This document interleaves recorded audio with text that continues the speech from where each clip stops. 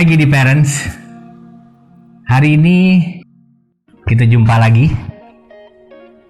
Ibu-ibu saat akhir-akhir ini mengalami kegalauan kalau istilah zaman sekarang.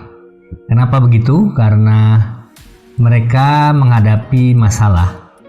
Anaknya mesti divaksin, bayinya mesti divaksin, tapi sebetulnya takut sekali untuk membawa ke fasilitas kesehatan. Banyak WA yang menanyakan dokter, apakah boleh vaksinnya ditunda? Dalam keadaan demikian, ada kebimbangan untuk mengambil keputusan. Bagaimana sebaiknya kita mengambil keputusan dalam keadaan yang sulit? Biasanya, seorang dokter kalau menghadapi keadaan sulit selalu melihat dua hal. Apakah resiko dibandingkan dengan manfaat, mana yang lebih berat? Kalau manfaat lebih dari resiko, maka tentu kita lakukan, kita pilih manfaat tersebut. Tetapi kalau sesuatu yang kita akan lakukan itu manfaatnya lebih rendah daripada risiko, tentu tidak bijaksana kalau kita mengambil terus keputusan untuk melakukan tindakan yang kita anggap manfaatnya jauh di bawah dari risikonya. Kalau demikian, bagaimana kita menilai manfaat vaksin dengan risiko untuk keluar saat ini? Nah, kalau kita lihat vaksin, terutama pada anak-anak, pada bayi-bayi di bawah 1 tahun, itu jadwalnya sangat runtut, sangat padat. Dan di dalam vaksin-vaksin itu ada vaksin contohnya yang saat lahir ada diberikan polio, diberikan hepatitis B injeksi, kemudian harus diulang lagi, hepatitis B diulang, diberikan BCG dan lain-lain. Kita lihat satu persatu, misalnya polio. Untuk apa polio? Polio diberikan agar bayi terhindar dari penyakit polio. Polio adalah virus yang menyebabkan keadaan penyakit yang disebut poliomyelitis. Jadi ada kecacatan yang dapat menimbulkan lumpuh layu yang bisa berakibat akhirnya kaki menjadi kecil sebelah, dan ini bisa menimbulkan kecacatan yang permanen. Ada juga vaksin untuk hepatitis B pada bayi. Vaksin ini diberikan untuk mencegah bayi terkena infeksi hepatitis B. Nah, kalau bayi terkena hepatitis B berbeda dengan dewasa yang terkena virus hepatitis B. Kalau dewasa 9 dari 10 akan sembuh, yang 1 dari 10 itu akan kronis. Tapi bila terkena pada bayi, bisa 9 yang kronis, hanya 1 yang mungkin sembuh. Karena itu vaksinasi pada waktu bayi hepatitis B harus diberikan sedini mungkin agar bayi terhindar dari infeksi hepatitis B. Apalagi yang diberikan? Vaksin DPT, difteri, pertusis, tetanus. Difteri kita tahu bisa menyebabkan bayi kalau terkena difteri mengalami radang tenggorok yang hebat dan bisa menimbulkan kesulitan bernapas, dan bisa bakteri dari difteri ini mengeluarkan toksin dan mengganggu jantung, merusak jantung dan mengakibatkan kelainan jantung yang disebut miokarditis dan bisa menyebabkan kematian. Juga dengan adanya pembengkakan di daerah leher itu akan menyebabkan himpitan pada saluran nafas dan bayi bisa ada kesulitan bernapas, sehingga kadang-kadang mesti dilakukan melubangi saluran nafas yang disebut trakeanya, diberikan trakeostomi, dilakukan trakeostomi yang sangat menakutkan untuk orang tua. Pertusis, batuk 100 hari, batuk yang hebat pada bayi, dia akan kesulitan nafas dan sangat mengganggu kehidupannya. Ada vaksin yang lain, misalnya vaksin HIV, itu vaksin mencegah untuk terjadinya infeksi pneumonia, mencegah meningitis yang disebabkan HIV. Ada pneumococcus yang menyebabkan juga mirip dengan HIV, dan vaksin-vaksin ini diberikan dengan jarak yang berdekatan, selang sebulan, selang 2 bulan akan diberikan kembali. Dan vaksin-vaksin campak juga diberikan pada usia 9 bulan, kadang diberikan campak atau juga bisa diberikan vaksin MR atau measles rubella. Measles juga campak ditambah dengan rubella.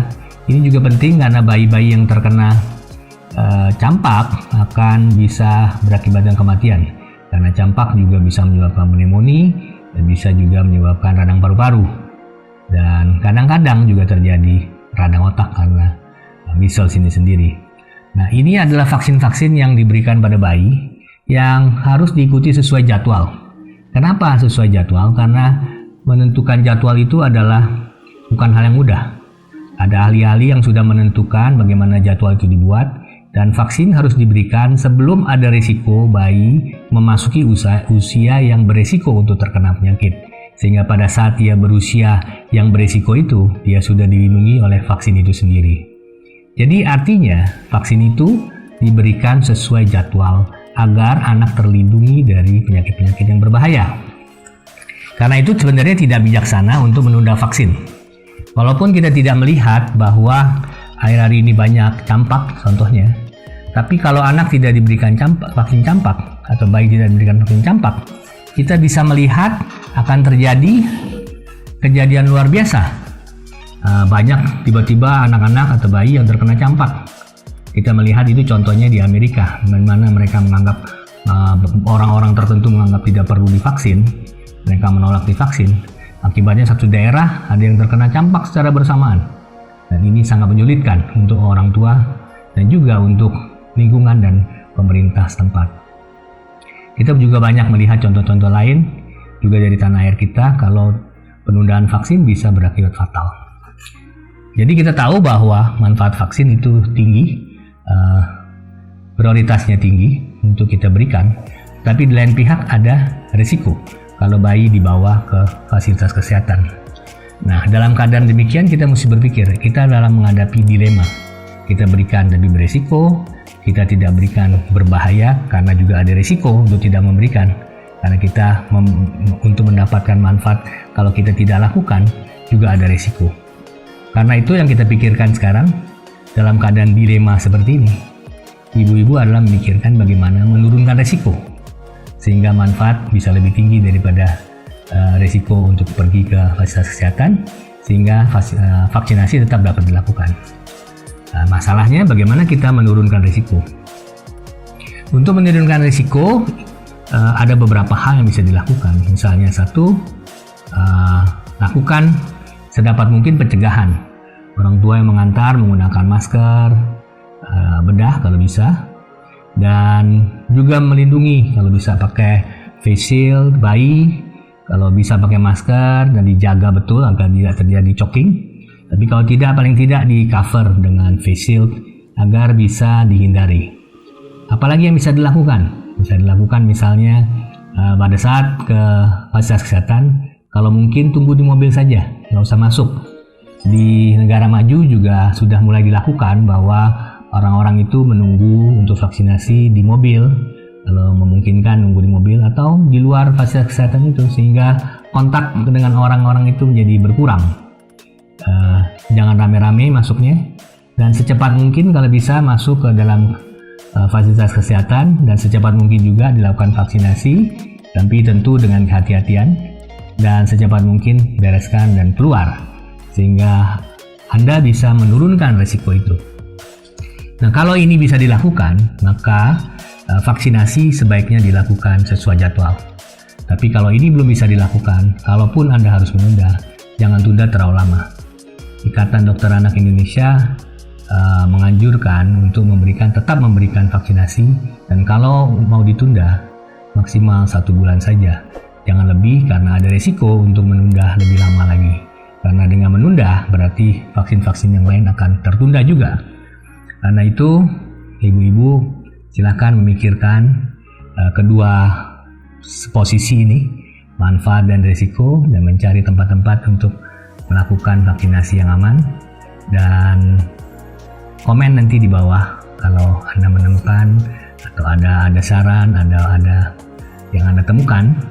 Juga share kepada teman-teman yang lain agar mereka bisa tetap melakukan vaksinasi pada waktunya, dan kita semua terlindung baik terhadap penyakit-penyakit yang bisa dicegah dari vaksinasi maupun dari COVID-19 ini sendiri. Kalau Anda merasa ini membantu, tolong subscribe dan bantu share.